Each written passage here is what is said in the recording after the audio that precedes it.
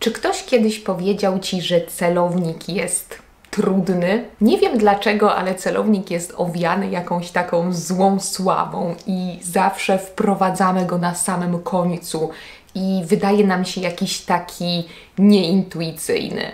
Nie lubimy się go uczyć i nie lubimy go tłumaczyć. Jasne, na pewno nie jest oczywisty od samego początku i bardzo łatwy, ale mimo wszystko istnieje przecież w innych językach po prostu w trochę innej formie. I dzisiaj będziemy odczarowywać ten celownik.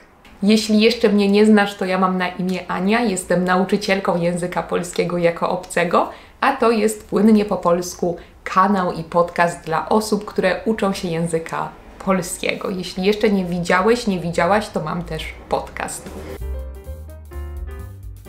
Celownik to zawsze coś, co jest jakby daleko. W innych językach najczęściej oddzielamy po prostu ten celownik od czasownika, oddzielamy przyimkiem, jakimś krótkim słowem. Po polsku mamy tam po prostu celownik, czyli zmieniamy końcówkę rzeczownika, a nie wstawiamy przyimka przed rzeczownik. Żeby pokazać Wam to bardziej na przykładach, to opowiem Wam o tym, jacy są Polacy. Według mnie oczywiście, to nie musi być prawda. Dajcie mi potem znać w komentarzach, czy zgadzacie się z tym, co powiedziałam. Polacy nie ufają innym ludziom. Niestety zaufanie społeczne jest w Polsce bardzo niskie. I co za tym idzie, Polacy nie ufają też politykom, partiom politycznym itd. Co jeszcze zauważyłam, to to, że wbrew powszechnemu przekonaniu, że Polacy nie są zbyt uprzejmi, kiedy mamy z nimi pierwszy kontakt, to są też bardzo gościnni. I jeśli już przyjaźnią się z kimś, albo jeśli już zapraszają kogoś do swojego domu, to naprawdę chcą dla niego jak najlepiej i naprawdę się z nim przyjaźnią, czy z nią przyjaźnią. Polacy są też raczej bezpośredni i mówią raczej otwarcie drugiej osobie, jeśli coś im się nie podoba. Więc nie zdziwcie się, jeśli Polak coś skrytykuje.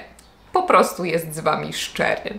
Bardzo często też Polak może bez problemu napisać wiadomość, pytając od razu o coś, o konkretną sprawę. Raczej nie będziemy zaczynać wiadomości od co u Ciebie, mam nadzieję, że wszystko dobrze i dopiero na samym końcu będziemy przechodzić do tego, dlaczego piszemy tę wiadomość. Ale dzięki tej bezpośredniości, jeśli Polak pisze do Was i pyta, co u Was słychać, to wiecie, że naprawdę się Wami interesuje. Każdemu Polakowi podoba się też bardzo, kiedy jakiś obcokrajowiec uczy się języka polskiego. Polakowi wydaje się wtedy, że Polska jest ważniejsza, że polski jest ważniejszy i to bardzo dobrze wpływa na nasze samopoczucie. Mimo że często, kiedy gramy jakieś mecze, to wiemy, że przegramy, to mimo wszystko kibicujemy zawsze polskiej drużynie i w ogóle kibicujemy wszystkim polskim sportowcom ogólnie i to jest dla nas bardzo, bardzo ważne.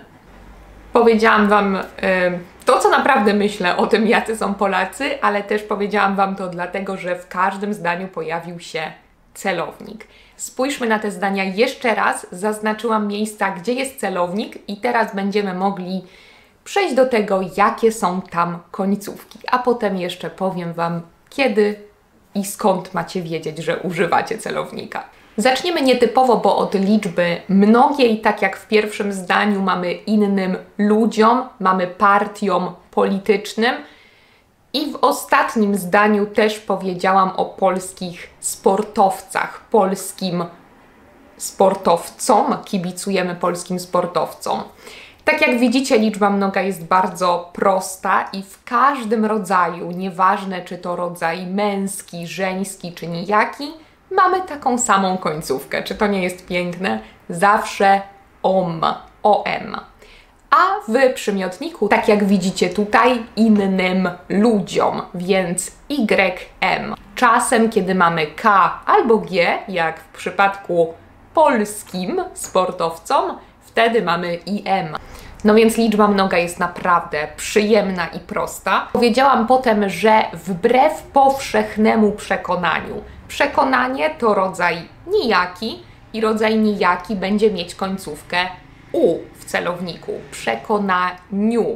Powszechnemu, powszechne, powszechnemu, więc dodajemy emu w przymiotniku. Znowu bardzo proste. Emu będziemy dodawać też w przymiotnikach rodzaju męskiego. Macie na przykład tam przykład, każdemu Polakowi, każdemu, rodzaj męski Polak i każdemu też ma emu. Każdy Polak, każdemu Polakowi. Polakowi, no więc widzicie, że końcówka w rodzaju męskim to owi w liczbie pojedynczej, ale nie zawsze. I tutaj to jest jedyna może wątpliwość celownika, jaka może być, to, że czasem mamy u. U będzie pojawiać się wtedy, kiedy te słowa są krótkie, najczęściej mają tylko jedną sylabę. Na przykład dałam ten prezent mojemu ojcu, a nie ojcowi, ojcu, u. Więc krótkie słowa będą mieć u, ale zwykle owi w rodzaju męskim. A co z rodzajem żeńskim? Mówią drugiej osobie dzięki tej bezpośredniości. Z przymiotnikiem nie ma problemu, bo tam widzicie, że mamy ej, a z rzeczownikiem też nie ma problemu. Mamy 3 opcje. Może to być może to być i, może to być y.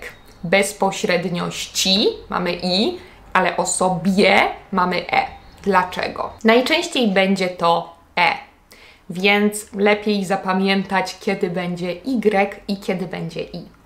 I będzie wtedy, kiedy są to jakieś dźwięki miękkie na końcu, tak jak tutaj. Bezpośredniość. Ci.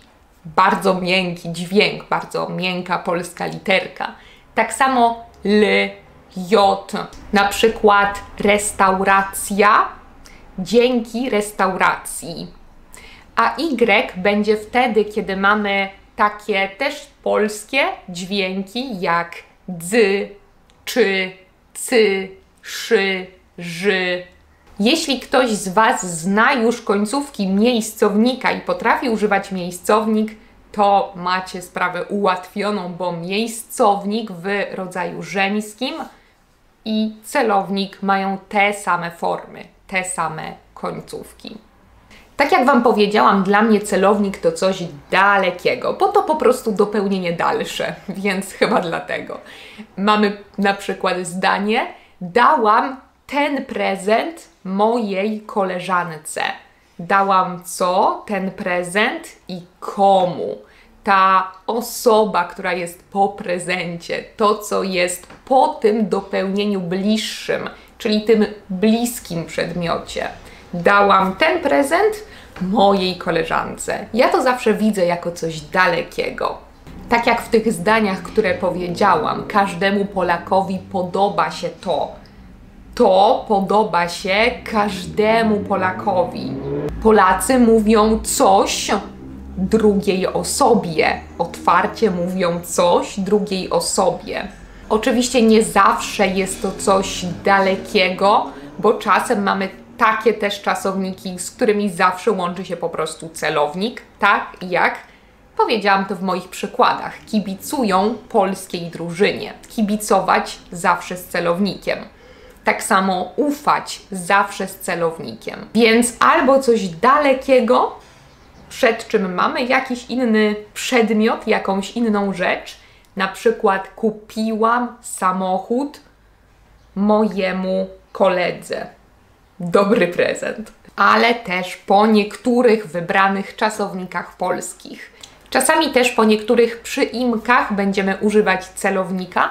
Na przykład, tak jak powiedziałam, wbrew powszechnemu przekonaniu. Po wbrew zawsze celownik. Tak samo przeciw, przeciwko, na przekór, naprzeciw.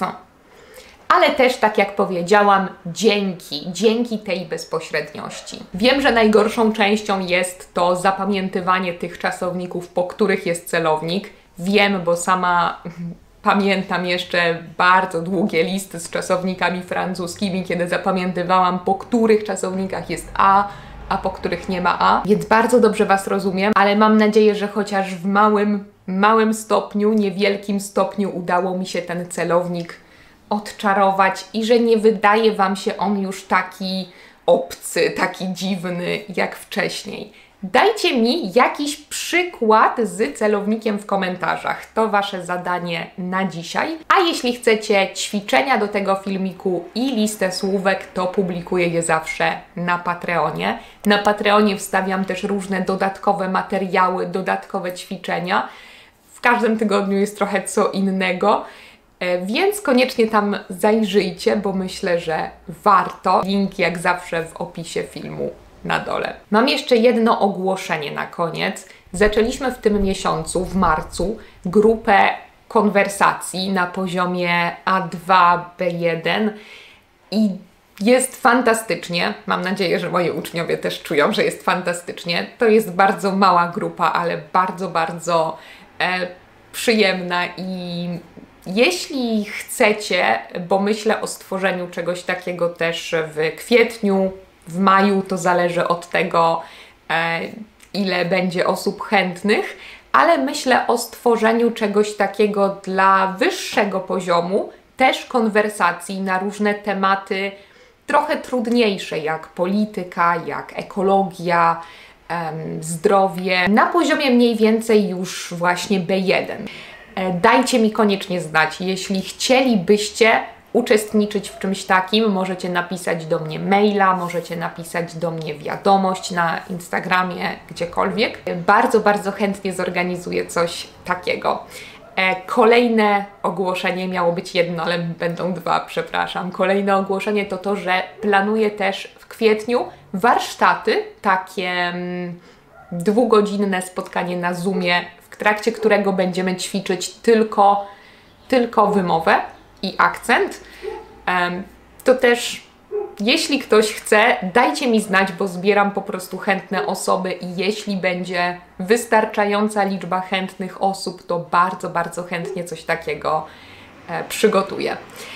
Jesteśmy w kontakcie, a ja dziękuję Wam bardzo za to, że obejrzeliście ten filmik do końca i do zobaczenia w kolejnym odcinku. Pa, pa!